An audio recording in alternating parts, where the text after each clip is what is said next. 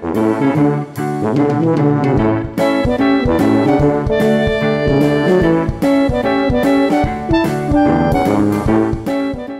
Stowe community, welcome to the first installment of Foundry Essentials. I'm KirkVat.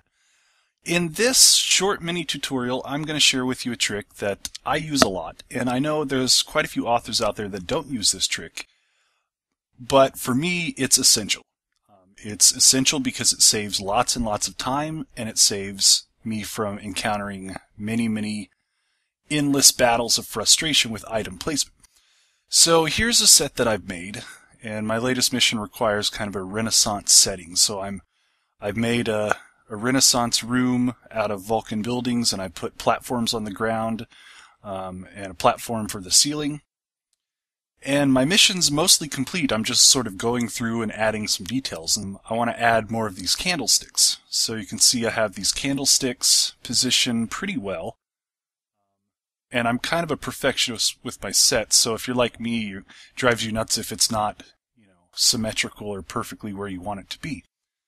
And so what I want to do is I want to do what I've already done, but put a candlestick right here and then another one right here. But I don't just want to drop them right into the editor and go blindly. Here's what my map looks like. If you've ever built a custom set, you know what this mess looks like and how difficult it is to work with. There are some authors who like to move the roof out of place and then move the roof back in place. For me, I much prefer it to do it this way. So let me show you how to do this. Let's say that you know you want a candlestick right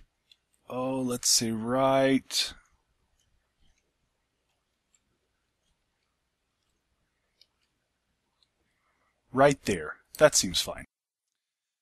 If you go to the chat window and you type in /LOC, enter, it'll give you 3 sets of numbers. Let's write those down. So we have 985, 364, 627. Those are not your X, Y, and Z coordinates, but they do correspond in the system somewhere with the X, Y, and Z coordinates. It'll require us to do some math. But let's go back to the editor, and I'll show you how to do that quick and easy. So here's a candlestick, and I already know that its Y value is 97. So I'll Control-C, I'll Control-V. That gives me another candlestick. I'll change the Y value to 97, and this is when I'll grab a calculator. Now the first number, which roughly relates to the X value, was 985. So let's say 985, and you divide by 3.28. Now this isn't the most exact way to do the math, but for me this is how I do it, and it works just fine. And that gives us an X value of roughly 300.3. Okay, let's bring our calculator up again. And the last number, which was the Z number, was 627. Divide that by 3.28, and that gives us our X coordinates, so 191.15. Now you notice I didn't do anything with that middle number, which is supposed to relate to the Y value, because it's wrong. Just don't even worry about the middle number. If you try to divide it by 3.28, you'll get a completely wrong value.